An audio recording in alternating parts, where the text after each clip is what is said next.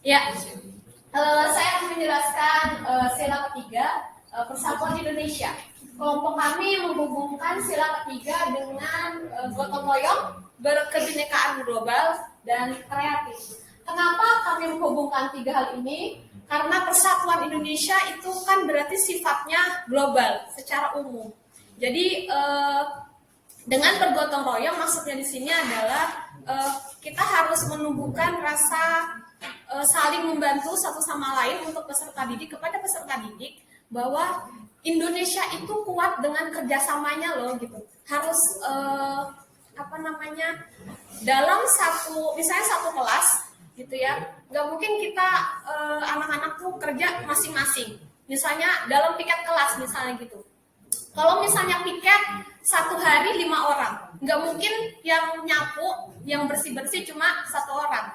Jadi penting bagi guru untuk menumbuhkan rasa gotong royong, rasa kerjasama untuk anak-anak bahwa ini kelas kita. Jadi kita harus kerja bareng-bareng, kerja sama-sama, harus gotong royong dalam membersihkan kelas tersebut. Jadi nggak mungkin satu kelas yang bersihkan hanya satu orang. Yang pertama, kerjasama dengan keadaan apapun dan dengan siapapun yang ada di sekitarnya. Jadi harus punya kemampuan seperti yang saya katakan tadi, harus punya kemampuan untuk bekerja sama. Entah itu dalam kebersihan kelasnya, entah itu dalam misalnya mengerjakan tugas kelompoknya. Jadi harus punya rasa keyakinan, punya rasa kesadaran bahwa saling membantu itu penting. Saling membantu itu hal yang kita harus lakukan dalam kehidupan sehari-hari. Kemudian memiliki sikap simpati dan empati terhadap sesama. Misalnya ada satu teman kita yang merasa kesusahan gitu ya. Misalnya ada yang sakit, satu orang, misalnya dalam satu kelas ada satu orang yang sakit. Jadi ketika mereka mengetahui bahwa temannya sakit, nanti ada siswa yang gimana kalau misalnya kita jenguk nih, gimana kalau misalnya kita nanti pulang sekolah kita ke rumahnya yuk gitu kan, kita bawa buah atau bawa oleh-oleh buat dia supaya dia merasa termotivasi, supaya dia merasa bahwa kita care sama dia, kita peduli sama dia. Jadi kita sebagai guru kita harus pintar, harus mampu menumbuhkan jiwa-jiwa, mampu menumbuhkan kesadaran peserta didik akan hal-hal seperti itu. Lanjut ke sila keempat. Ya, sila keempat akan dijelaskan oleh Mbak Halinda Mega.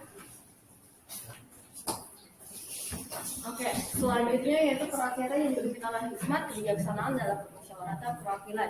Biasanya di sila ini identitasnya di pemilihan ketua, habis itu diskusi kelompok, itu adalah indikator di sila keempat.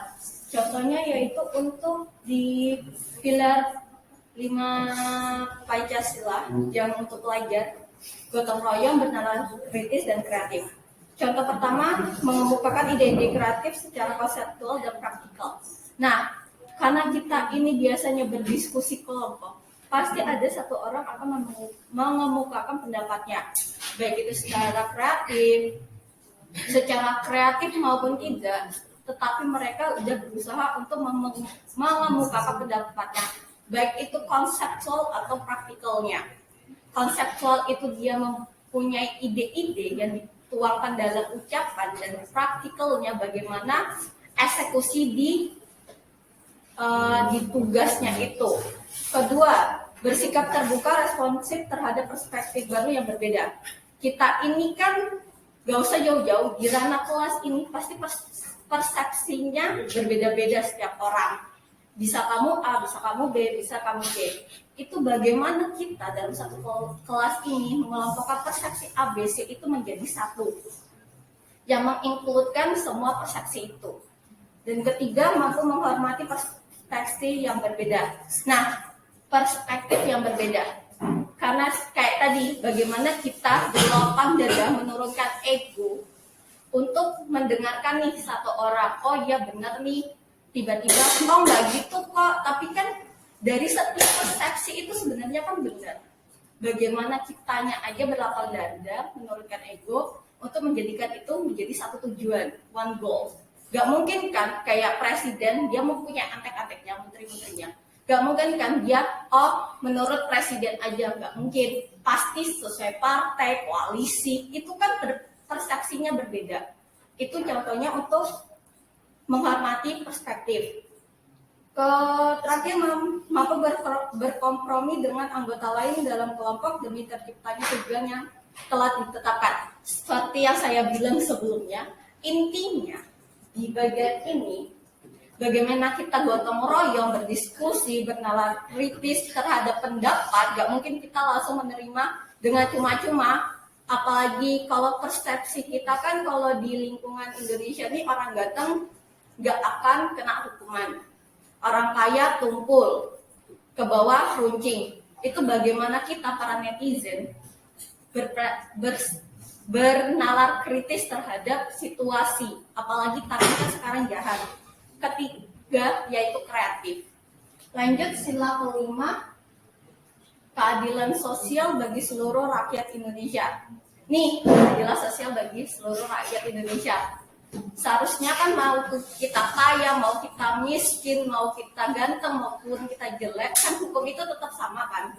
Semua atau ide-ide, omongan itu kan harus didengarkan. Bukan tajam ke bawah, tentu ke atas. Itu sama dengan sila kelima, bagaimana kelas kita ini, meskipun dia jelek, meskipun dia bagaimana, tetap harus mendengarkan satu sama lain.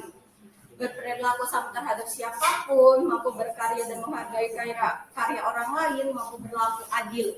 Jadi, inilah yang harus ditanamkan pada anak-anak.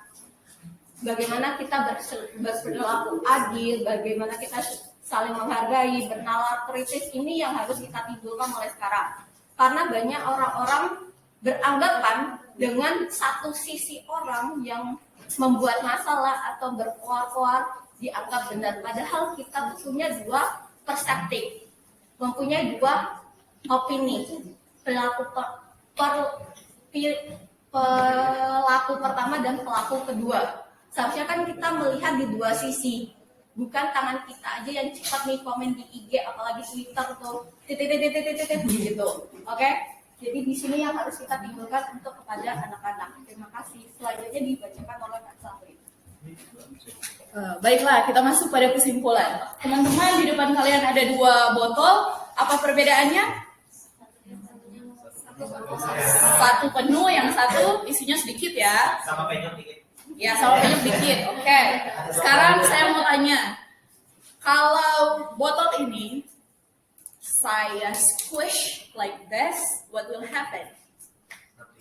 Nothing happen. It's still the same. What about the other? If I squish it like that, what will happen? Penyok ya, apalagi jika kosong. Demikianlah yang bisa kita ambil mengenai entitas dan identitas bangsa Indonesia. Teman-teman dan saya, demikian pula siswa di kelas kita. Kita perlu mengisi para peserta didik ini dengan entitas atau akar atau dasar kehidupan sebagai bangsa Indonesia dalam diri siswa. Kita perlu membangun karakter mereka sebagai manusia Indonesia yang seutuhnya, sebagai identitas mereka. Jika botol-botol ini, jika para siswa ini, para peserta didik ini atau teman-teman dan saya adalah satu botol yang kosong, maka dengan mudah botol ini akan rusak. Dengan mudah identitas kita akan hilang.